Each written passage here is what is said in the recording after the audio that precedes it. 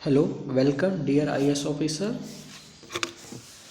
आप लोगों को हिस्ट्री के हम 2 चैप्टर 6 क्लास में करा चुके हैं। आज 3rd चैप्टर है 6 क्लास का।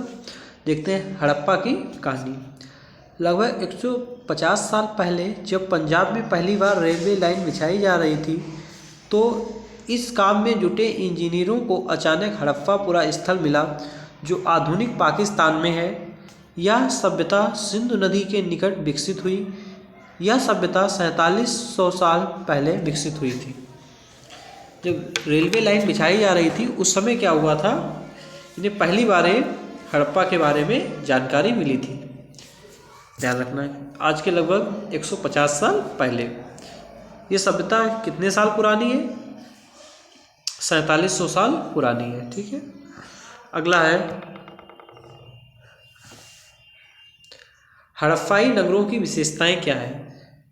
इन नगरों को हम 2 या उससे ज़्यादा हिस्सों में बांट सकते हैं। नंबर 1, नगर दुर्ग। यह पश्चिम भाग था और यह ऊंचाई पर बना था तथा अपेक्षाकृत छोटा था। ठीक है, पश्चिमी भाग है और ये ऊंचाई पर बना था। ये क्या है, थोड़ा छोटा है। फिर ये निचला नगर क्या है? आपने नगर दुर्ग पढ़ लिए, अब निचला नगर क्या है?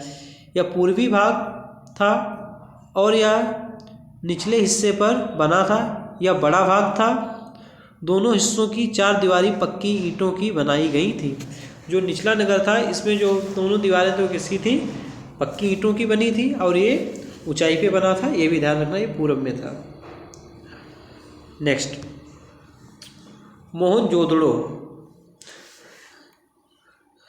इस नगर में विशाल स्नानागार मिला। यह स्नानागार ईंट व प्लास्टर से बनाया गया था। इसमें पानी का रिसाव रोकने के लिए प्लास्टर के ऊपर चारकोल की परत चढ़ाई गई थी। इस सरोवर में 2 तरफ से उतरने के लिए सीढ़ियां बनाई गई थी और चारों ओर कमरे बनाए गए थे। कालीबंगा और लोथल से अग्नि कुंड मिले। हड़प्पा और मोहनजोदड़ो से भंडार गृह मिले हैं। ध्यान रखना, पूछे भंडार गृह कहाँ से मिले हैं? एमसीक्यू में तो आपको बता देना है कहाँ से मिले हैं। हड़प्पा और मोहनजोदड़ो दोनों से प्राप्त हुए हैं, ये बात को ध्यान रखना है। नेक्स्ट, भवन, नाले और सड़कें।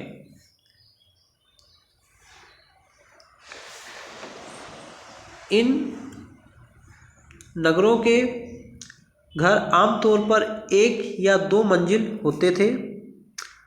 घर के आंगन के चारों ओर कमरे बनाए जाते थे। अधिकांश घरों में एक अलग स्नानागार होता था और कुछ घरों में कुएं भी होते थे। कई नगरों में ढके हुए नाले थे। जल निकासी प्रणाली काफ़ी विकसित थी। घर, नाले और सड़कों का निर्माण योजनाबद्ध तरीके से किया गया था। नगरीय जीवन क्या है? हड़प्पा के नगरों में बड़ी हलचल रहा करती होगी। नगरों में लोग निर्माण कार्य में संलग्न थे तथा यहाँ पर धातु, बहुमूल्य पत्थर, मनके, सोने, चांदी से बने आभूषण प्राप्त हुए। लिपिक, कुछ लोग मोहरों पर लिखते थे। मोहर पर क्या करते थे? कुछ लोग लिखते भी थे। कुछ लोग शिल्पकार थे।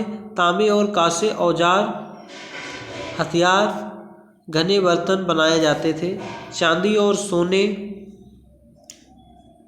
गहने एवं बर्तन, वाट, चर्ड पत्थर, मनके, कार्निलियन पत्थर। हड़प्पा के लोग पत्थर की मोहर क्या करते थे? बनाते थे। फेयांस क्या है? बालू या स्टिफिक पत्थरों के चूर्ण को गोंद में मिलाकर तैयार किया गया पदार्थ है। अगला है कच्चा माल, जो प्राकृतिक रूप से मिलते हैं या फिर किसान या पशुपालक उनका उत्पादन करते हैं। मेहरगढ़ 7000 साल पहले कपास की खेती होती थी। ध्यान रखना इस बात को।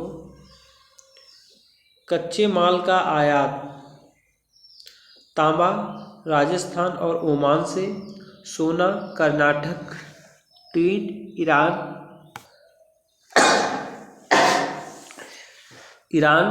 बहुमूल्य पत्थर गुजरात से मिलते हैं।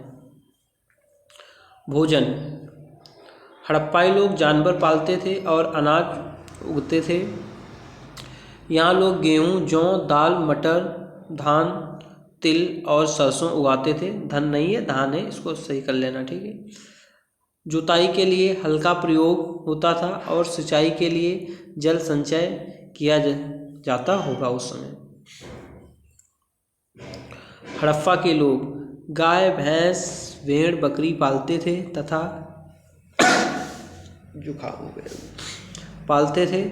वेर को क्या, हाँ कोल्ड है, ठीक, हाँ, गाय, भैंस, भेड़, बकरी पालते थे तथा वेर को इकट्ठा करना, मछलियाँ पकड़ना तथा हिरण जैसे जानवरों का शिकार करते थे। धौलावीरा, गुजरात खादिर वेट के किनारे बसा था। इस नगर को 3 भागों में बांटा गया था। हर हिस्से के चारों ओर पत्थर की ऊंची दीवारें बनाई गई थी। इसमें बड़े बड़े प्रवेश द्वार थे। एक खुला मैदान था जिससे सार्वजनिक कार्यक्रम आयोजन किए जाते होंगे। इस स्थान पर हड़प्पा लिपि के बड़े बड़े अक्षर को पत्थर में खुदा पाया गया। लोथल, खंबात की खाड़ी में मिलने वाली साबरमती उपनदी के किनारे बसा था। यहाँ शंख, मोहर, मुद्रांकन या मोहरबंदी भंडार गृह मिले हैं। सभ्यता के अंत के कारण क्या है? नदियाँ सूख गईं, जंगलों का विनाश हुआ, बाढ़ आ गई। तो यही कारण हो सकते हैं सभ्यता क्यों नष्ट हुई थी। और हो सकता है चारागाह समाप्त हो गए, शासकों का नियंत्रण समाप्त हो गया, या उन्होंने युद्ध किया हो आपस में, ये भी रीजन हो सकते हैं। तो 3rd चैप्टर हमारा क्या हुआ है, फिनिश हुआ है। तो इसके MCQ भी आपको करा